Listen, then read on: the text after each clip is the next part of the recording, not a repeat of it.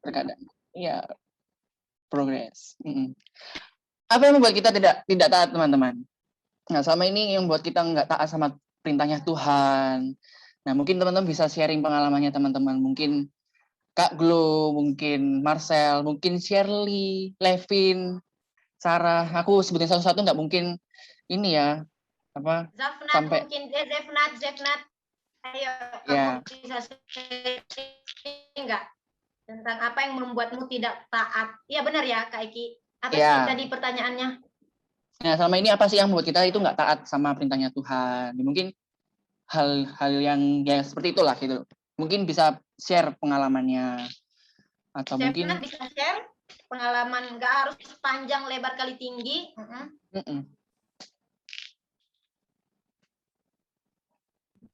Gimana ya? Ini Zefnat taat terus sama Tuhan soalnya Kak Eki. Enggak sih. oh ya, enggak juga sih. ya ini memang teladan ya ini ya. Kan kalau tadi kan. Iya. Ya, mungkin kalau Ada misalnya yang buat kita nggak taat ke Tuhan sih mungkin kekerasan hati ya.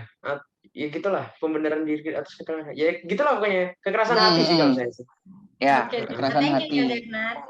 Ya, thank you Zefnat. Mungkin yang lain yang GGL lama sampean. Yang udah member lama ini, member kan sampean kan? Yang udah lama-lama mana ini? Ini tadi kan udah ada yang baru, yang Zefnat. Sekarang yang lama-lama mungkin. Itu ada Kathleen, David juga bilang kesenjangan sosial, pergaulan buruk, pengaruh lingkungan. Oh iya, ya maaf ya guys, saya nggak lihat chatnya. Kesenjangan sosial, pergaulan buruk, tidak taat, pengaruh lingkungan. Oke. Ada lagi? Udah ya, cukup ya. Zona Ya. nyaman, Kak. Apa Enrico? Apa? Gak mau keluar dari zona nyaman. Ya, nggak mau keluar dari zona nyaman. Oke, banyak ya teman-teman merasakan hal-hal yang apa namanya, yang macam-macam gitu kan ya, saat kita nggak taat, saat kita nggak taat akan perintahnya Tuhan gitu kan ya. Nah, dari sini teman-teman ya, kita bisa tahu ya bahwa ada beberapa alasan yang seringkali itu membuat kita tidak taat. Seperti tadi Zefnat ya, merasa ada kekerasan hati gitu ya. Nah, di sini ada 3 poin aku akan sharingkan ke teman-teman gitu ya. Ada 3 alasan terbesar. Yang pertama, itu merasa lebih tahu daripada Tuhan. Nah, ini termasuk kekerasan hati ya teman-teman ya, seperti Zefnat katakan tadi. Merasa bahwa diri ini benar benar di hadapan Tuhan, merasa aku lo benar, aku lo nggak merasakan salah gitu kan. Akhirnya tidak ada ketundukan gitu kan ya, merasa lebih tahu daripada Tuhan, merasa lebih dari Tuhan gitu kan. Ya ampun Grace. Ya, Rektor Cap. Sampai ke distraksi. Sorry ya. Nah, jadi merasa lebih tahu daripada Tuhan gitu ya teman-teman. Terkadang kita ini merasa lebih tahu diri kita gitu ya. Diriku ini karena aku Scorpio, aku suka sama orang yang berperasaan ini gitu, sama bintang ini, sama ini. Jangan ya guys. Ini hanya contoh saja ya. Kita hanya percaya sama Tuhan gitu kan. Memang benar ya teman-teman bahwa kita akan lebih tahu dari kita sendiri daripada orang lain, daripada teman kita, mungkin dari sahabat kita, orang tua kita. Tetapi tidak dengan Tuhan. Ya, Tuhan jauh lebih mengerti apa yang kita butuhkan. Lebih dari apa yang kita pikirkan, apa yang kita rencanakan. Karena Tuhan Maha tahu, ya. Semuanya tahu lah ya di sini. Kalau Tuhan ini Maha tahu, Tuhan itu Maha mengerti. Kalau teman-teman sering dengar gitu kan ya, lagu pujian gitu kan, Tuhan mengerti tetesan setiap air mata kita. Sampai sedetail itu loh Tuhan tahu kehidupan kita. Meskipun kita nggak tahu, mungkin kita sedang menangis itu mungkin lagi sukacita atau lagi sedih. Tanpa kita mengucapkan kata-kata pun, Tuhan itu tahu, teman-teman. Sebenarnya apa yang kita butuhkan dari hati kita? Hati kita sedang kosong, kayak gitu kan. Tapi Tuhan tahu, dan Tuhan isi itu dengan kelimpahan, dengan sukacita, dan sebagainya. Maka dari itu ya teman-teman, percaya pada Tuhan ya dengan segenap hati, dan jangan bersandar dari apa yang menjadi pengertiannya kita, apa yang menjadi akalnya kita. Dalam Amsal 3 ayat 5 ya, teman-teman, aku akan bacakan. Mungkin teman-teman bisa buka di Amsal 3 ayat 5. Di sini dikatakan bahwa Percayalah kepada Tuhan dengan segenap hatimu dan janganlah bersandar kepada pengertianmu sendiri. Jangankan Maha tahu ya segala sesuatu, Tuhan ini mengetahui masa depan kita. Ya, Tuhan tahu masa depan kita. Gitu teman-teman. Ada yang di sini tahu masa depannya sekarang atau mungkin besok tahu, mungkin bisa jadi bos dan sebagainya, manajer. Bahkan kita nggak tahu loh teman-teman, besok aja kita bisa mati atau detik ini bisa-bisa kita dipanggil Tuhan gitu kan. Ya mungkin kayak gitu kan. Ya, sekalipun kita nggak mengerti ya teman-teman, percaya bahwa rencana Tuhan itu selalu indah. Ya, jangan diri kita ini merasa lebih tahu daripada Tuhan. Jangan keraskan hati kita, gitu kan ya. Yang kedua, tidak mau keluar dari zona nyaman. Nah, ini yang biasanya anak-anak remaja, apalagi yang sekarang 2021 ini kan masa-masa kalian beradaptasi dengan mahasiswa gitu kan ya. Punya kecenderungan memilih hidup yang nyaman, yang aman, tadi seperti Enrico katakan itu ya. Padahal untuk masuk ke rencana Tuhan gitu ya, ada harga yang harus dibayar, yaitu ketaatan. Sekalipun berarti harus keluar dari zona nyaman kita, dari apa yang kita rasain aman dan sebagainya ya teman-teman. Karena kita tahu bahwa pikirannya Tuhan, rancangannya Tuhan, dimensinya Tuhan itu jauh lebih melebihi segalanya dari apa yang kita pikirkan, dari ukurannya kita, gitu teman-teman. Ya, seringkali saat Tuhan bawa kita masuk ke musim yang baru, masuk ke dalam rencana Tuhan, kita nggak mau taat sama perintahnya Tuhan, karena kita merasa males. Ada nggak di sini ya yang merasa mungkin karena takut juga, khawatir gitu kan? Karena itu bukan zonaku, Kak. Ini bukan wilayahku. Aku merasa nggak mampu di sini. Nah, di situ ya teman-teman ya, kita mau cross check diri kita gitu. Kita merasa sudah terbiasa dengan hal-hal yang nyaman dengan kondisi sekarang kita. Dan mungkin kita nggak mau diusik gitu ya. Mungkin Marcel gitu kan ya, nawarin siapa? Mungkin di sini ya, mungkin calon-calon support, mungkin Natania, Gracia, Marcel ngomong, aku udah melihat kamu aktif nih di GG, mau nggak jadi support gitu kan? Aku nggak mau Kak, aku takut dan sebagainya gitu kan. Nah mungkin itu membuat kita nggak keluar dari zona nyaman kita karena ketakutan itu. Tapi percaya sama Tuhan itu tadi teman-teman. Percaya sama Tuhan, mengandalkan kekuatan Tuhan. Aku pun sama teman-teman. Seperti ini ya, seperti aku menyampaikan firman Tuhan ini bukan zona nyamanku. Ini ya maksudnya aku deg-degan juga gitu loh teman-teman untuk menyampaikan. Takut salah, takut ada yang miss gitu kan. Karena ini nggak main-main gitu kan untuk menyampaikan firman Tuhan. Tetapi aku nggak mengandalkan kekuatanku. Aku mengandalkan kekuatannya Tuhan. Aku berserah sama Tuhan. Gitu ya. Paham ya? Ada dua alasan tadi ya yang aku jabarkan tadi. Merasa lebih tahu daripada Tuhan. Lembutkan hati kita. Yang kedua, tidak mau keluar dari zona nyaman kita. Yang ketiga, itu merasa bukan panggilan kita atau tanggung jawab kita. Ya. Rencana Tuhan bagi setiap kita pasti jauh lebih besar dari apa yang dapat kita bayangkan. Dan Tuhan rindu kita dipakai besar dalam hidup kita. Dan rencana yang besar ini tentu Tuhan sertai dengan kepercayaan yang besar. Gitu, teman-teman. Namun ya seperti tadi ya, jadi support atau nanti ada yang mungkin di semester yang genap nanti, semester yang baru nanti ada open recruitment untuk teman-teman yang bisa melayani di PMK. Ya kan? Itu rencana yang bagiku adalah panggilan yang besar ya teman-teman, karena bisa melayani teman-teman yang mungkin belum mengenal Tuhan, yang mungkin cuma datang karena KP dan sebagainya, atau mungkin dari sini ada yang karena KP, enggak. Kalian semua ini murid teladan karena ikut GG ini GG ini nggak ada KP ya teman-teman ya, intermezzo ya, merasa bukan panggilan kita gitu kan. Contohnya ya kita siapa ya di sini mungkin Levin ya merasa malu menolak ketika mau dipercaya untuk pelayanan di people service ya, hai shalom dan sebagainya ya gitu kan, gerak-gerak dan sebagainya gitu kan, yang bertugasnya berinteraksi sama jemaat, menyapa dan sebagainya gitu kan. Tapi karena nggak bisa menyapa orang lain, karena segala sesuatu harus dimulai sama orang lain dulu, nggak bisa dirinya kayak mengenalkan dirinya sendiri gitu kan. Nah, ini contohnya ya teman-teman. Contoh saja. Ya, itu tadi alasan yang terbesar ya, yaitu merasa lebih tahu daripada Tuhan. Yang kedua, tidak mau keluar dari zona nyaman. Yang ketiga, merasa bukan panggilan atau tanggung jawab kita. Nah, kita sudah tahu ya semuanya ya, bahwa setiap tindakan kita pasti ada akibatnya. Dan begitu juga dengan ketidaktaatan. Tentunya akan ada akibatnya. Nah, sekarang ada pertanyaan lagi. Oh ya, aku lupa menyampaikan. Ini di sini tidak satu arah ya teman-teman, aku menyampaikan firman Tuhan ini, tapi aku mau kita dua arah. Ya, satu aku menyampaikan, tapi aku bisa mengajak kalian untuk berdiskusi bersama-sama. Kita belajar bersama-sama guys. Karena aku di sini juga nggak pandai gitu kan ya. Ya, jadi kita mau berdiskusi. Nah, aku mau tanya nih sama teman-teman. Apa sih akibat ketika tadi kita tidak taat? Ya, apa akibatnya kita nggak taat? Ya, mungkin ada yang mau sharing teman-teman, yang mau cerita. Ya. Maaf ya background suaranya.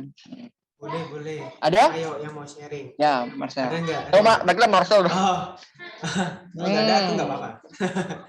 Oke, ada nggak ini? Mungkin Belisi ya mungkin. Apa akibat ketika kita nggak taat ini? Aku dari pengalaman pribadi aku aja ya, aku. Ya, boleh.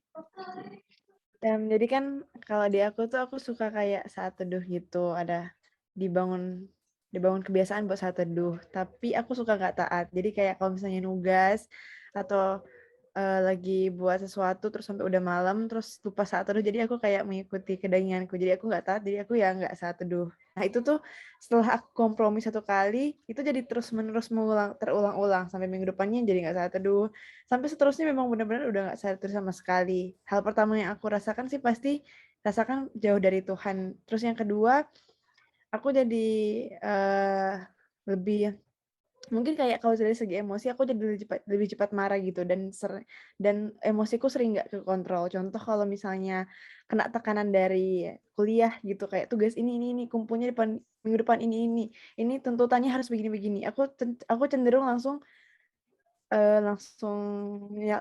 menyerah gitu kok. Tapi kalau misalnya pas lagi ada satu dua aku biasa cerita ke Tuhan, tapi pas udah nggak satu lagi aku jadi lebih lemah mungkin gitu kok. Oke, thank you Belisia. Jadi tahu ya teman-teman, maksudnya dari chatnya Belisia aja gitu kan. Aku juga merasakan gitu loh. Saat aku nggak saat teduh, saat aku bolong gitu kan. Yang ada itu nggak damai, kacau malahan gitu kan. Rasa kayak apa ya, hariku ini nggak bisa aku lalui gitu loh. Kayak ya ini alay sih sebenarnya, tapi beneran nyata gitu teman-teman. Gitu ya. Ya, mungkin ada lagi Marcel tadi mungkin sekalian. Nanti aja terakhir. Oh, nanti aja. Oke, ya. Tadi contohnya ya Belisia ya, tadi nggak taat saat teduh dan sebagainya. Ya, ternyata ya teman-teman di saat kita memilih untuk nggak taat ya, tidak ada hal yang baik yang kita bawa dalam hidup kita. Ternyata tadi itu ya. Hal ini juga yang dialami oleh Yunus. Ya, kita juga akan belajar dari tokoh Yunus ya.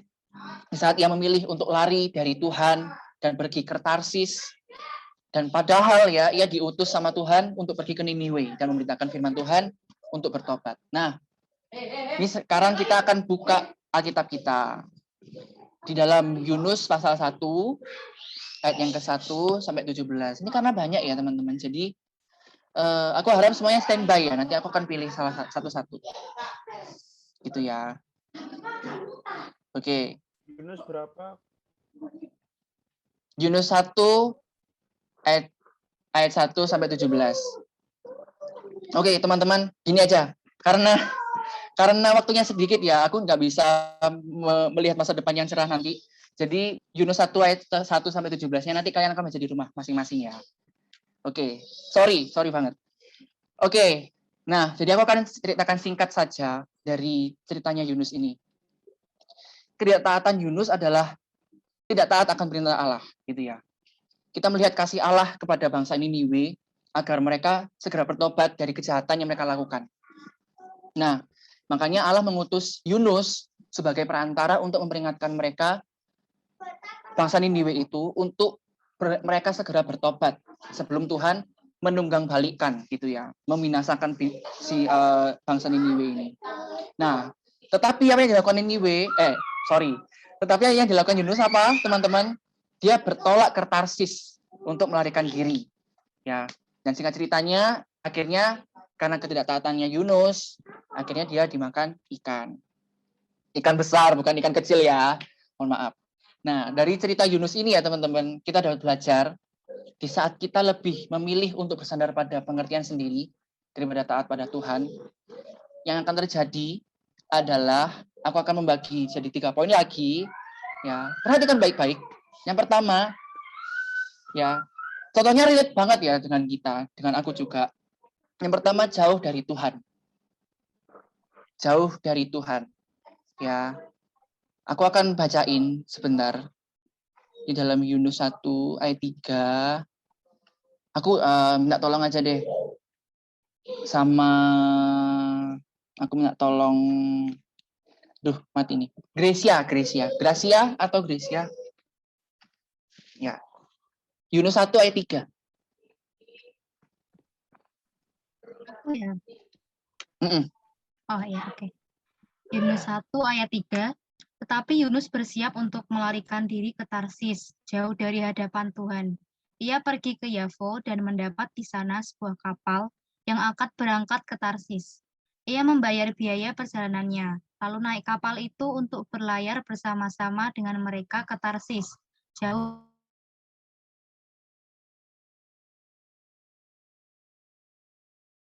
Nah, teman-teman, kalau teman-teman baca ya, jauh dari hadapan Tuhan itu berapa kali diulang?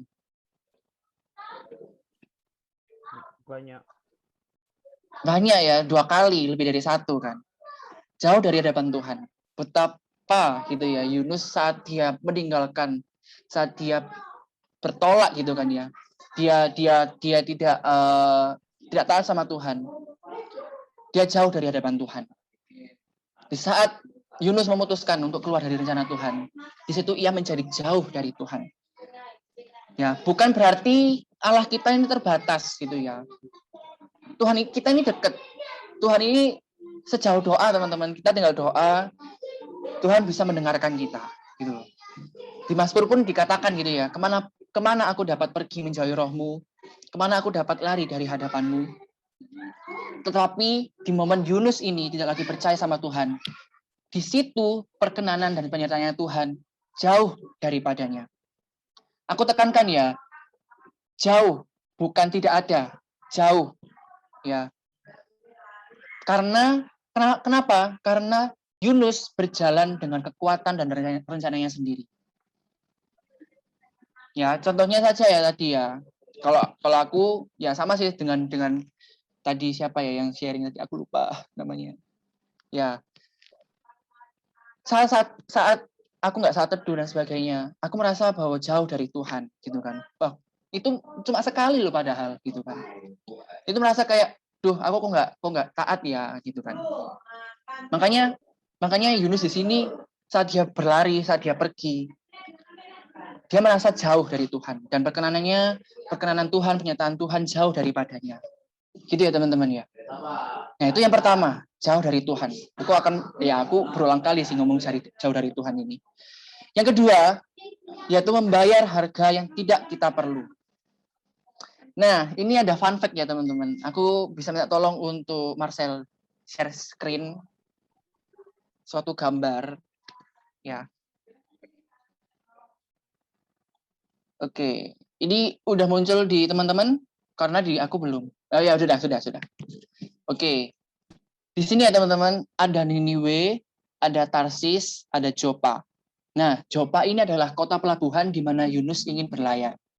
Nah, teman-teman tahu ya, jaraknya antara Jopa ke Tarsis dan Jopa ke Niniwe itu sangat jauh gitu.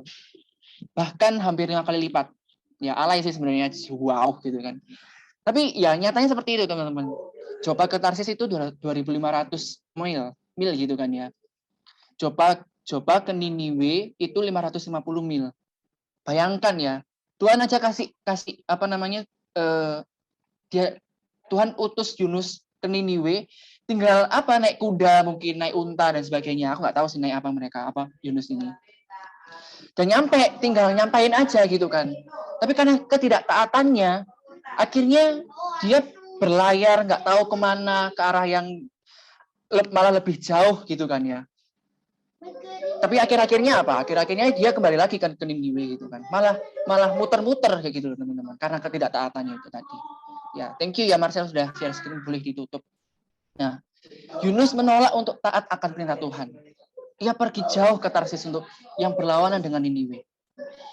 Dan Yunus membayar harga yang tidak perlu dibayarnya. Karena ia membayar uang kapal ke Tarsis. Jauh loh teman-teman, Tarsis, Jawa ke Tarsis ini. Ya kan? Yunus pun juga harus melalui proses dari Tuhan.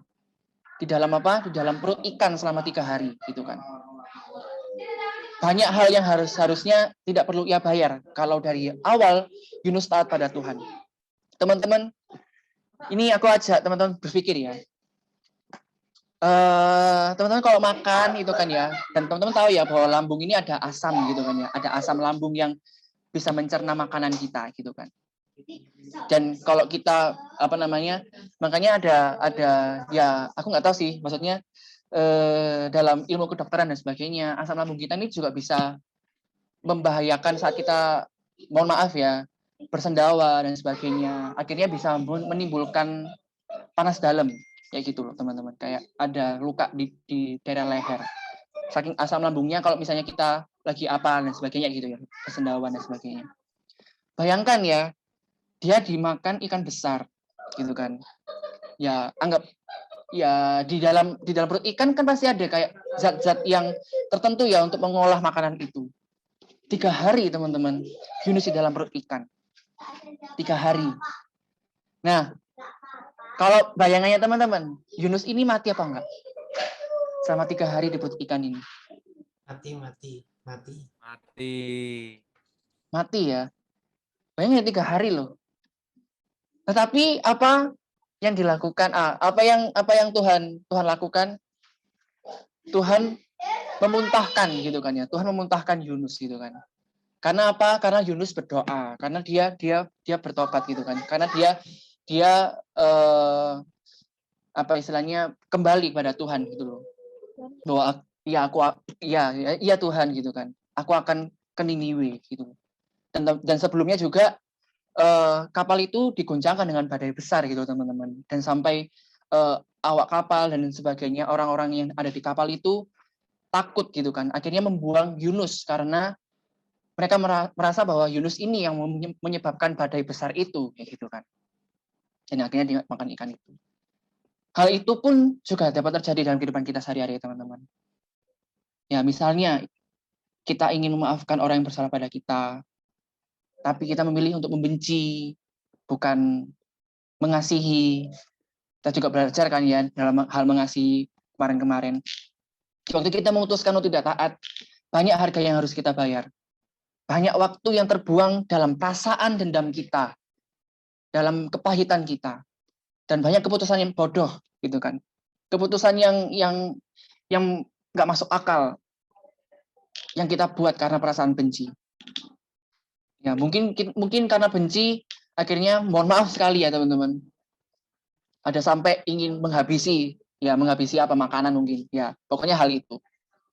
Ya, tapi di saat kita dapat taat untuk mengampuni, mungkin tidak mudah. Namun di situ ada pernyataan Tuhan yang memberikan kekuatan. Dan di situ hati kita menjadi bebas dari segala perasaan negatif. Ya. Itu ya teman-teman ya. Jadi kalau kita taat, kita membayar harga yang setimpal dengan apa yang kita mau. Saat ini aku melakukan ini, Marcel, Kak Glo, Enrico, melayani teman-teman. Kita kita membayar harga supaya bukan kita mendapat berkat teman-teman, tapi kita juga dibentuk di dalam kepemimpinan ini gitu loh. Kita mendapatkan banyak berkat-berkat yang mungkin kita nggak pikirin. Dalam hal komunikasi, dalam hal hikmat, kita belajar banyak firman Tuhan, gitu kan.